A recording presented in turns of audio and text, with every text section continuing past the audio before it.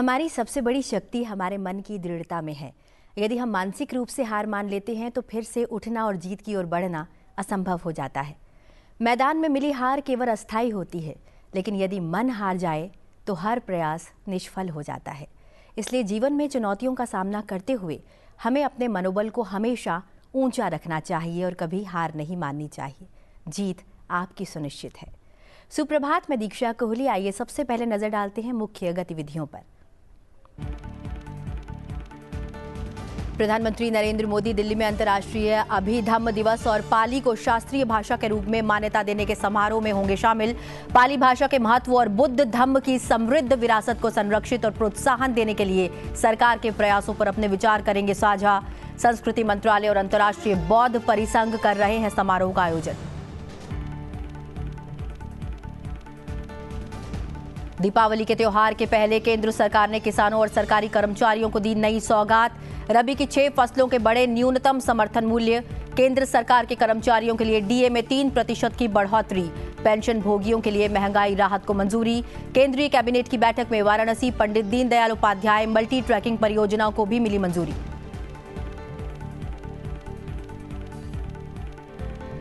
तीन अफ्रीकी देशों की यात्रा के अंतिम चरण में आज मलावी पहुंचेंगी राष्ट्रपति द्रौपदी मुर्मू। मलावी के शीर्ष नेताओं के साथ करेंगी बैठक। उद्योग जगत के नेताओं और भारतीय प्रवासियों के साथ करेंगी बातचीत। यात्रा के दूसरे चरण में मॉरिटानिया में द्विपक्षीय बैठकें और भारतीय प्रवासियों से संवाद।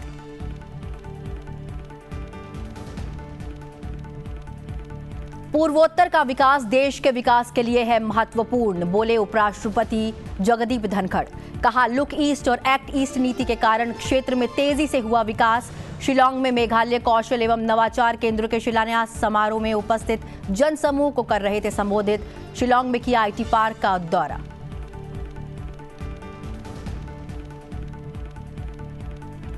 अर्थव्यवस्था और विकास के लिए शांति और स्थिरता बहुत जरूरी, बोले विदेश मंत्री एस जयशंकर। कहा, आतंकवाद और उग्रवाद से प्रेरित सीमा पार गतिविधियां व्यापार और संपर्क बढ़ाने के प्रयासों को करती है कमजोर। इस्लामाबाद में हुए शंघाई सहयोग संगठन के शासनाध्यक्षों की परिषद बैठक को किया संबोधित। एससीओ की व्यवस्था में भारत के वैश्विक प्रयासों के महत्व का भी किया उल्लेख। 8 दस्तावेजों पर किए गए हस्ताक्षर।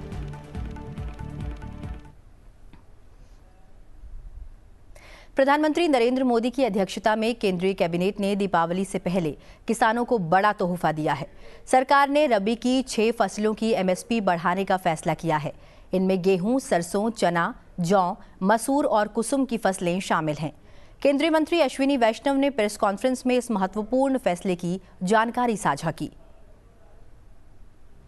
केंद्रीय मंत्री ने कहा कि सरकार किसानों के कल्याण के लिए पूरी तरह से प्रतिबद्ध है। उन्होंने बताया कि गेहूं का एमएसपी 150 रुपये बढ़कर 2,425 रुपये प्रति क्विंटल हो गया है। वहीं सरसों की नई एमएसपी 300 रुपये बढ़ाकर 5,950 रुपये प्रति क्विंटल की गई है। इसी तरह चने की एमएसपी 210 रुपये प्रति क्विंटल बढ़ाने का फैसला किया गया है और इसका नया एमएसपी 5,650 रुपये प्रति क्विंटल हो गया है, जो पहले 5,440 रुपये प्रति क्विंटल था। मसूर पर एमएसपी में 275 रुपये प्रति क्विंटल की वृद्धि की गई है और ये 6,425 रुपये से बढ़कर 6,700 रुपये प्रति क्विंटल कर दिया गया है। सनफ्लावर पर 140 रुपये की बढ़ोतरी की गई है और ये 5,800 रुपये से बढ़कर 5,940 रुपये कर दिया गया है।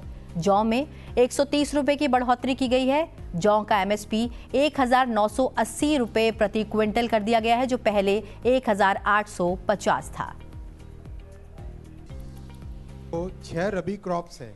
वहीं केंद्रीय कैबिनेट ने केंद्रीय कर्मचारियों को मिलने वाले महंगाई इस साल के रबी सीजन में as per the projections of CACP, उसके आधार पे जो सेकंड कॉलम है वो है पिछले साल का एमएसपी। उसके आधार पे इस साल का जो एमएसपी है वो आपके सामने रखा गया है थर्ड कॉलम में, और एक्चुअली देखो तो फोर्थ कॉलम में एमएसपी फॉर रबी, ये वाला कॉलम,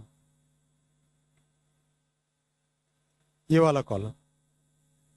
इस कॉलम में आपको रबी की एमएसपी दी गई है और सिग्निफिकेंट इंक्रीज है। हम देखेंगे अगर वीट है, गेहूं के लिए 150 रुपये बढ़ाया गया है। बार्ले यानी जौ के लिए 130 रुपये बढ़ाया गया है। ग्राम यानी चने के लिए 210 रुपये बढ़ाया गया है। मसूर के लिए 275 रुपीज़ बढ़ाया गया है और सरसों के लिए 300 रुपये की बढ़ोतरी की गई है और सैफ्लावर यानी कुसुम उसके लिए 140 रुपीज़ की बढ़ोतरी की गई है।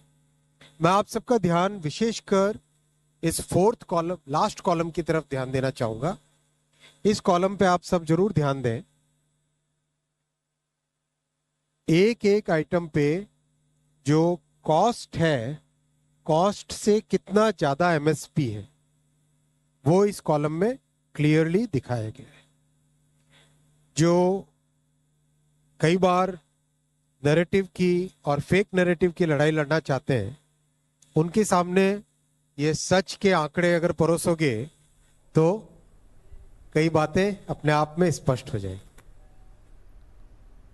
वहीं केंद्रीय कैबिनेट ने केंद्रीय कर्मचारियों को मिलने वाले महंगाई भत्ते यानी कि डीए में 3% बढ़ोतरी को भी मंजूरी दे दी है। दीपावली से पहले हुई इस बढ़ोतरी के बाद महंगाई भत्ता 50% से बढ़कर 53% हो गया है। इसका फायदा करीब 49.18 लाख केंद्रीय कर्मचारियों और 64.89 लाख पेंशनर्स को होगा। बढ़ा हुआ डीए 1 जुलाई से लागू होगा। कैबिनेट ने डीए और पेंशनर्स के लिए डीएनएस रिलीफ इसको 3% बढ़ाया है और total 9,448 crore annually 9,448 crore annually हमारे सेंट्रल गवर्नमेंट के एम्प्लॉयज के पे चेक में ऐड होगा। अपने एक और फैसले में केंद्रीय कैबिनेट ने वाराणसी को भी सौगात दी है। केंद्र सरकार ने वहां गंगा नदी पर एक और रेल और सड़क पुल बनाने के प्रस्ताव को मंजूरी दे दी है। केंद्रीय मंत्री अश्विनी वैष्णव के मुताबिक इस परियोजना पर करीब 2,642 करोड़ रुपए की लागत आएगी। बढ़ते हैं अगली खबर की ओर। संस्कृति मंत्रालय के सहयोग से अंतर्राष्ट्रीय बौद्ध परिसंघ भारत सरकार द्वारा हाल ही में पाली को शास्त्रीय भाषा का दर्जा प्रदान करने की घोषणा का उत्सव मनाते हुए अंतर्राष्ट्रीय अभिधम्म दिवस मनाने के लिए तैयार है। इस कार्यक्रम का आयोजन आज विज्ञान भवन में किया जाएगा। प्रधानमंत्री नरेंद्र मोदी इस कार्यक्रम में मुख्य अतिथि के रूप में शिरकत करेंगे। इस दौरान प्रधानमंत्री अभिधम्म दिवस के महत्व, पाली भाषा के महत्व और बुद्ध धम्म की समृद्ध विरासत को संरक्षित करने और उसे बढ़ावा देने के सरकार के विभिन्न प्रयासों के बारे में भी अपनी अंतर्दृष्टि साझा करेंगे। अभिधम्म दिवस अभिधम्म की शिक्षा देने के बाद भगवान बुद्ध के दिव्य लोक के अवतरण की याद दिलाता है। भारत सरकार और अंतर्राष्ट्रीय बौद्ध परिसंघ द्वारा आयोजित अंतर्राष्ट्रीय अभिधम्म दिवस समारोह में 14 देशों के शिक्षाविदों और भिक्षुओं तथा भारत भर के विभिन्न विश्वविद्यालयों से बुद्ध धम्म पर महत्वपूर्ण संख्या में युवा विशेषज्ञ भाग लेंगे। नेशनल कॉन्फ्रेंस के उपाध्यक्ष उमर अब्दुल्ला ने बुधवार को केंद्र शासित प्रदेश जम्मू कश्मीर के पहले मुख्यमंत्री के रूप में शपथ ग्रहण की। प्रधानमंत्री नरेंद्र मोदी ने उमर अब्दुल्ला को जम्मू कश्मीर के पहले मुख्यमंत्री के रूप में शपथ लेने पर शुभकामनाएं दी हैं। अपने आधिकारिक सोशल मीडिया हैंडल एक्स पर एक पोस्ट में पीएम मोदी ने कहा कि जम्मू कश्मीर की प्रगति के लिए केंद्र उमर और उनकी टीम के साथ मिलकर काम करेगा। प्रधानमंत्री ने एक्स पर पोस्ट किया, जम्मू कश्मीर के मुख्यमंत्री के रूप में शपथ लेने पर श्री उमर अब्दुल्ला जी को बधाई। जनता की सेवा करने के उनके प्रयासों के लिए उन्हें शुभकामनाएं। केंद्र सरकार जम्मू कश्मीर की प्रगति के लिए श्री अब्दुल्ला और उनकी टीम के साथ मिलकर काम करेगी। राष्ट्रपति द्रौपदी मुर्मू अफ्रीका के 3 देशों की यात्रा के दूसरे चरण में बुधवार को मॉरिटानिया पहुंची। यह किसी भारतीय राष्ट्रपति की मॉरिटानिया की पहली यात्रा है। मॉरिटानिया पहुंचने पर नौकाचोट ओमटौंसी हवाई अड्डे पर राष्ट्रपति द्रौपदी मुर्मू का इस्लामिक गणराज्य मॉरिटानिया के राष्ट्रपति मोहम्मद औलद गजौनी ने गर्मजोशी से स्वागत किया।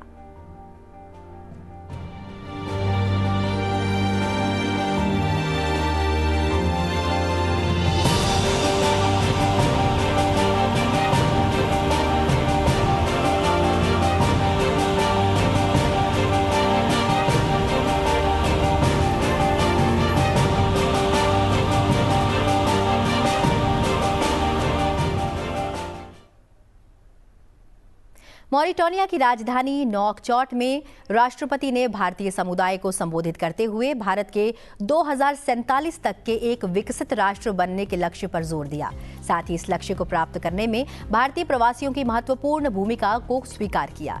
राष्ट्रपति मुर्मू ने भारतीय प्रवासियों के बीच होने पर प्रसन्नता व्यक्त की और कहा, आज मॉरिटानिया में छोटे लेकिन जीवंत और सक्रिय भारतीय समुदाय के बीच उपस्थित होना मेरे लिए वास्तव में खुशी और सम्मान की बात है। दुनिया के सबसे बड़ी लोकतंत्रों से लेकर वैश्विक आर्थिक महाशक्ति का स्वरूप लेने तक भारत वैश्विक मंच पर महत्वपूर्ण प्रगति कर रहा है। भारत सरकार द्वारा इनोवेशन और इंक्लूसिवनेस पर ध्यान केंद्रित करने से ये बदलाव हो रहा है। Digital India, make in India और स्किल इंडिया जैसे पहल का हमारे लाखों नागरिक लाभ उठा रहे हैं और इससे वैश्विक सहयोग के अवसर उत्पन्न हो रहा है। हम वर्ष 2047 तक भारत को एक विकसित भारत बनाने के अपने लक्ष्य की ओर तेजी से बढ़ रहे हैं और हमारा प्रवासी परिवार इस प्रक्रिया में एक बहुत ही महत्वपूर्ण कारक है। मैं आप सभी से इस विकास यात्रा के दौरान अपने देश से जुड़े रहने और इसमें भागीदारी करने का आग्रह करती हूँ। आपके कौशल, विशेषज्ञता और अनुभव भारत की प्रगति के लिए मायने रखते हैं। इसके अलावा इस देश में आप सब भारत के दूत हो। ऐसे तो हम लोगों का दूत है, लेकिन आप लोग भी एक एक दूत है।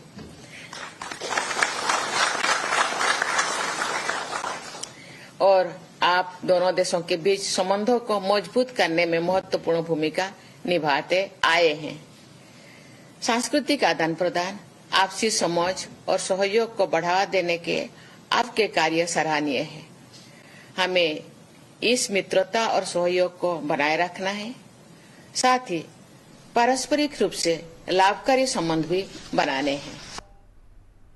समारोह के बाद मॉरिटानिया के विदेश मामलों, सहयोग और मॉरिटानिया के विदेश मंत्री मोहम्मद सलेम ओल्ड मेरजोग ने राष्ट्रपति मुर्मू से मुलाकात की। राष्ट्रपति द्रौपदी मुर्मू ने राष्ट्रपति भवन में मॉरिटानिया के समकक्ष मोहम्मद औलद गजौनी से मुलाकात की और एक प्रतिनिधिमंडल स्तर की वार्ता भी की। इस दौरान राष्ट्रपति मुर्मू और मॉरिटानिया समकक्ष गजौनी की उपस्थिति में भारत और मॉरिटानिया के बीच समझौता ज्ञापन यानी कि MOU पे हस्ताक्षर किए गए। इस यात्रा के अंतिम चरण में आज राष्ट्रपति द्रौपदी मुर्मू मलावी पहुंचेंगी। मलावी के राष्ट्रपति डॉक्टर लाजरस मैकर्थी चक्रेवा के निमंत्रण पर राष्ट्रपति 19 अक्टूबर तक मलावी का दौरा करेंगी। यात्रा के दौरान राष्ट्रपति मुर्मू मलावी के नेतृत्व के साथ द्विपक्षीय बैठकें करेंगी।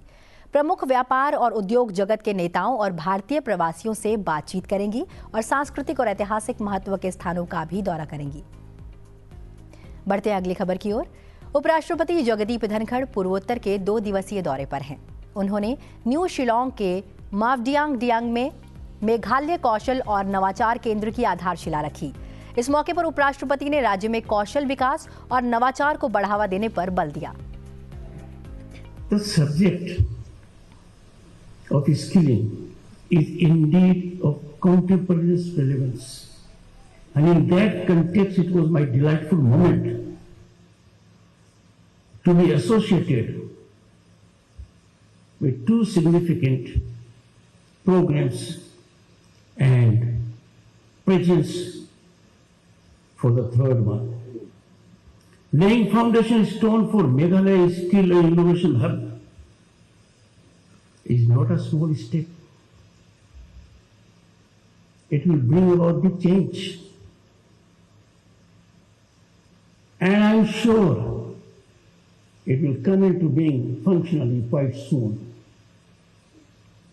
Unfolding of the infrastructure reveals that its size is going to be gigantic, will attract attention beyond the state.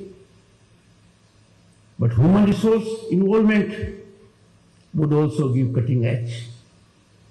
I would particularly request the Honorable Minister for Skilling, Government of India, Shri Jain Chaudhary, to have deliberations with the Honorable Chief Minister and the team. He is a dynamic minister with independent charge and has already revealed his mind by way of two very important articles. So the kind of passion I saw in the Chief Minister, the mission mode which he reflected, the execution for which he is known, I am sure this is going to be a real boon to the youth, because these are the times where skilling is no longer a quality, it is our need, it is our daily need. वहीं कौशल विकास के महत्व पर जोर देते हुए उपराष्ट्रपति जगदीप धनखड़ ने कहा कि ये समय की मांग है। उपराष्ट्रपति ने पर्यटन को भी बढ़ावा देने की बात कही। Skill development has to be understood. It is not something we are discovering or innovating.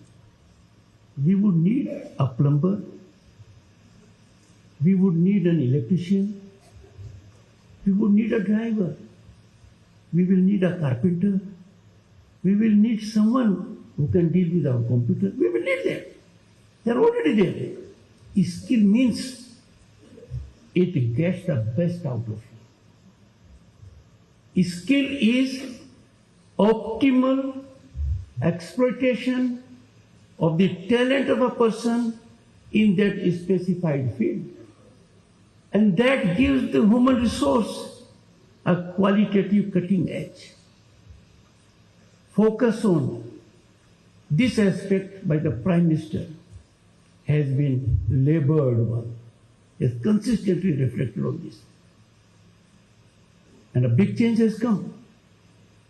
One, there is a dedicated ministry. Two, there is an allocation of 60,000 crores over a period of 5 years, where 5 lakh youth will be given such kind of internship. Now, when we think of it, we have to get it closer to the requirement. Villages and semi-urban towns must be hub of skill centers of a kind. You can have them graded. For some, you need a higher level of urbanization because of human resource requirement. But this will be a great game changer. राष्ट्रीय मानव अधिकार आयोग 18 अक्टूबर को अपना 31वां स्थापना दिवस मना रहा है। इस अवसर पर उपराष्ट्रपति जगदीप धनखड़ समारोह के मुख्य अतिथि होंगे। आइए देखते हैं इससे जुड़ी एक विशेष रिपोर्ट।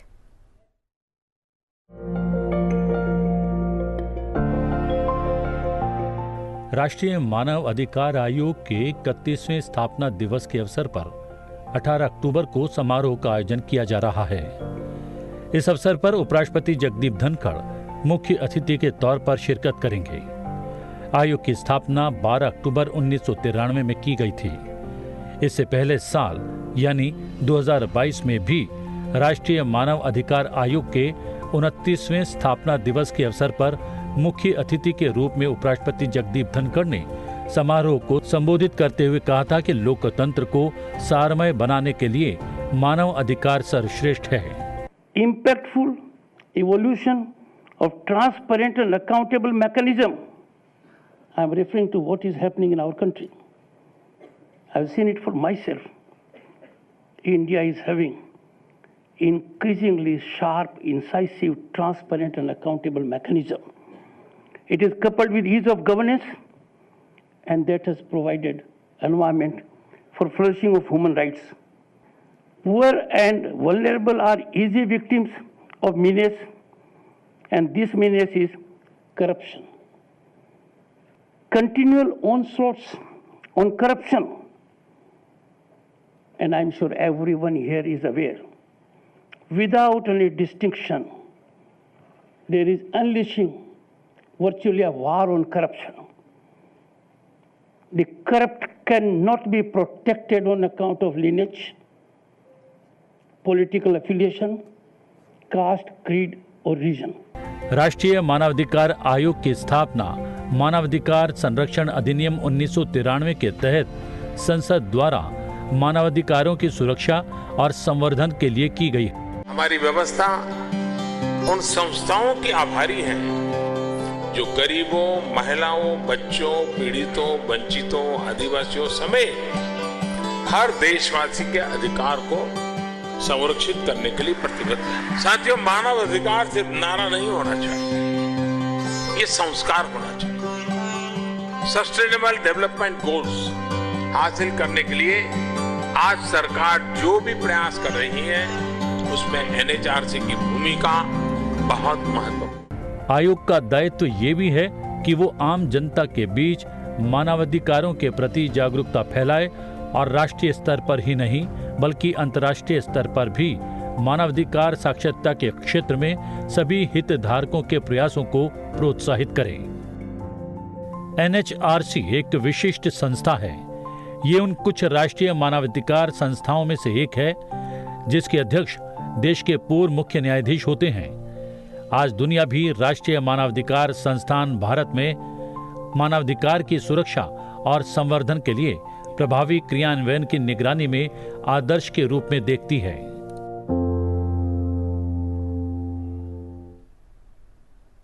लोकसभा अध्यक्ष ओम बिरला ने जिनेवा में अंतर संसदीय संघ की 149वीं असेंबली में भारतीय समुदाय संसदीय प्रतिनिधिमंडल का नेतृत्व किया। आइए देखते हैं एक विशेष रिपोर्ट।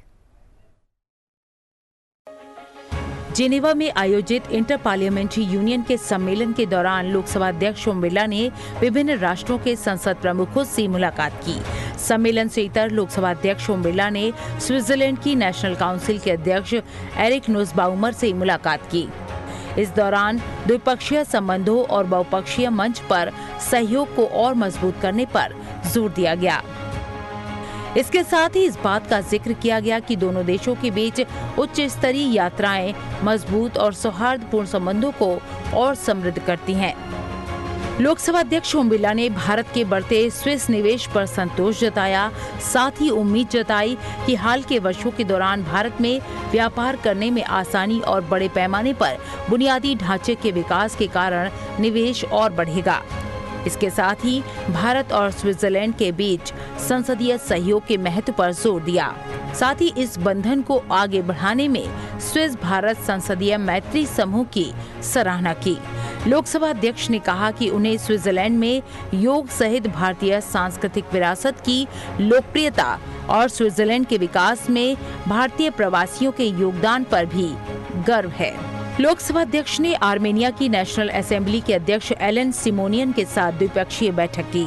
दोनों नेताओं ने कहा कि भारत और आर्मेनिया के बीच मैत्रीपूर्ण संबंध हमारे लोगों के बीच साझा मूल्यों और गहरी मित्रता की भावना पर आधारित हैं। लोकसभा अध्यक्ष ने राजनीतिक स्थिरता और युवा आबादी के कारण भारत के अवसरों की भूमि के रूप में उभरने पर जोर दिया, जो कि व्यापार और निवेश साझेदारी को बढ़ाने के लिए एक आकर्षक जगह है। लोकसभा अध्यक्ष ओम बिरला ने थाईलैंड की सीनेट के अध्यक्ष मोंगकोल सुरसाजा से मुलाकात की। दोनों नेताओं ने भारत और थाईलैंड के बीच ऐतिहासिक रूप से मधुर द्विपक्षीय संबंधों को याद किया। साथ ही व्यापार और निवेश सहित विभिन्न क्षेत्रों को कवर करने के लिए बहुआयामी द्विपक्षीय संबंधों पर विचार साझा किए। दोनों देशों को जोड़ने वाले सांस्कृतिक, भाषाई और धार्मिक संबंधों पर भी चर्चा हुई। संबंधों को मजबूत करने में बौद्ध धर्म के महत्व का जिक्र करते हुए थाईलैंड की सीनेट के अध्यक्ष ने कहा कि बड़ी संख्या में थाई तीर्थयात्री अपनी आध्यात्मिक खोज के लिए भारत जाते हैं। इसको और बढ़ावा देने पर भी जोर दिया गया। लोकसभा अध्यक्ष ओम बिरला ने मालदीव की संसद के स्पीकर अब्दुल रहीम अब्दुल्ला से मुलाकात की। उन्होंने भरोसा जताया कि सर्वोत्तम संसदीय प्रथाओं को साझा करने से लोकतांत्रिक प्रणालियों को बेहतर बनाने में मदद मिलेगी। लोकसभा अध्यक्ष ने उम्मीद जताई कि भारतीय संसद की ओर से आयोजित प्रशिक्षण कार्यक्रमों में मालदीव की भागीदारी बढ़ेगी, क्योंकि ये सहयोग दोनों देशों में लोकतांत्रिक सिद्धांतों को और बढ़ावा देगा। लोकसभा अध्यक्ष ओम बिरला ने नेपाल की नेशनल असेंबली के अध्यक्ष नारायण प्रसाद दहल से मुलाकात की। इस बात पर जोर दिया गया कि दोनों देश सिर्फ पड़ोसी नहीं हैं, बल्कि साझा इतिहास और संस्कृति के संरक्षक भी हैं। हमारे लोगों के बीच गहरे भावनात्मक जुड़ाव हैं, जो हमारे दोनों देशों के बीच संबंधों को और मजबूत करता है। संसदों के बीच पारस्परिक रूप से लाभकारी संवाद की जरूरत पर जोर दिया गया। साथ ही उम्मीद जताई गई कि करीबी संबंधों को मजबूत करने के साथ साथ लोकतांत्रिक मूल्यों को मजबूत करने के लिए हमारे सांसदों के बीच उद्देश्यपूर्ण संवाद जरूरी है। जिनेवा में आयोजित इंटर पार्लियामेंट्री यूनियन के सम्मेलन से इतर लोकसभा अध्यक्ष ओम बिरला ने यहां महात्मा गांधी की प्रतिमा पर उन्हें श्रद्धांजलि अर्पित की। इस मौके पर उन्होंने कहा कि यह गहन चिंतन का क्षण है, क्योंकि हम अपने समय की वैश्विक चुनौतियों से निपटने के लिए संवाद और सहयोग को बढ़ावा देने की दिशा में सामूहिक रूप से काम करने के लिए प्रतिबद्ध हैं। शांति और अहिंसा के प्रतीक महात्मा गांधी दुनिया भर के नेताओं और देशों को प्रेरित करते रहते हैं। उनकी शिक्षाएं सीमाओं से परे हैं, हमें याद दिलाती हैं कि वैश्विक चुनौतियों का सामना करते हुए, चाहे वह जलवायु परिवर्तन हो, लैंगिक समानता हो या संघर्ष हो, आगे का रास्ता एकता, सहानुभूति और सहयोग में निहित है। हरियाणा में भाजपा विधायक दल के नेता के रूप में सर्वसम्मति से चुने जाने के बाद नायब सिंह सैनी आज चंडीगढ़ में हरियाणा के 20वें मुख्यमंत्री के रूप में शपथ लेंगे।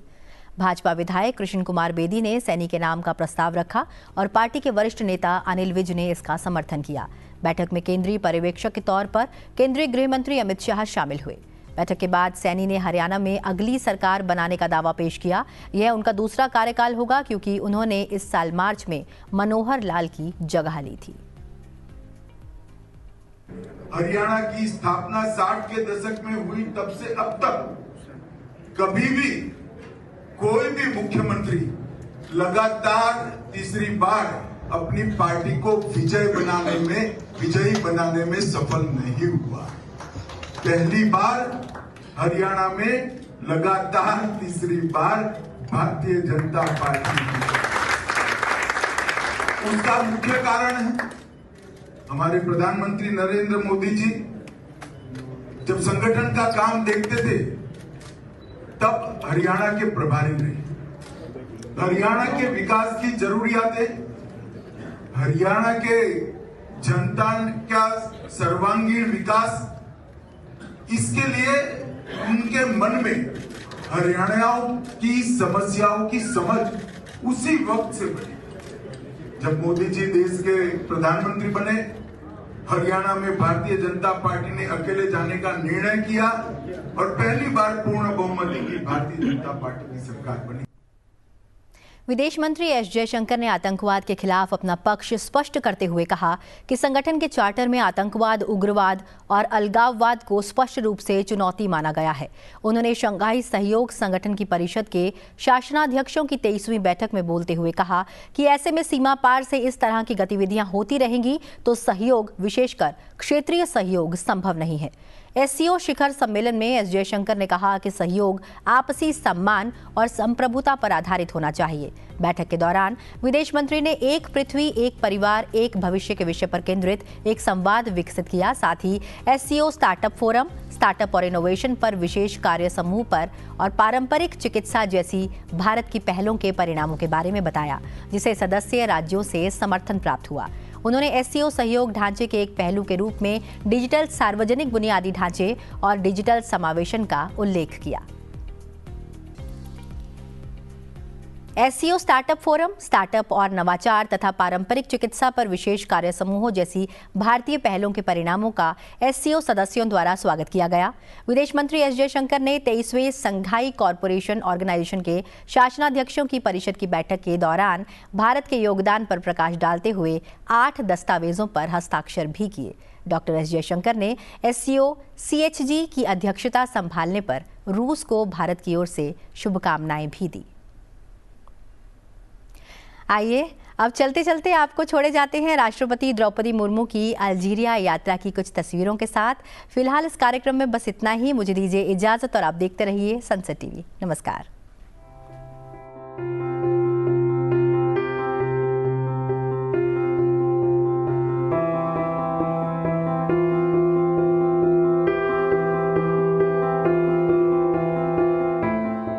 मुझे खूबसूरत और ऐतिहासिक अल्जीरिया शहर में आपके बीच उपस्थित होकर अत्यंत प्रसन्नता हो रही है।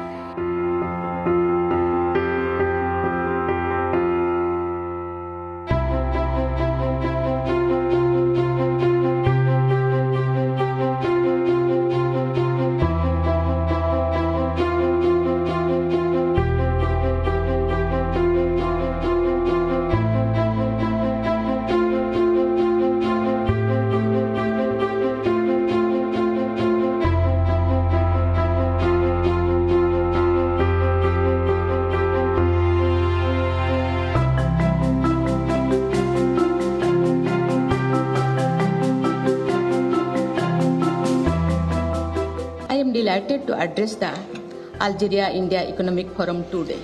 I am happy to see the enthusiastic participation from both sides in the first ever such forum organized between our two countries. It is indeed a humbling experience for me to be honored with the honorary doctorate. This is an honor for my country more than for me as an individual.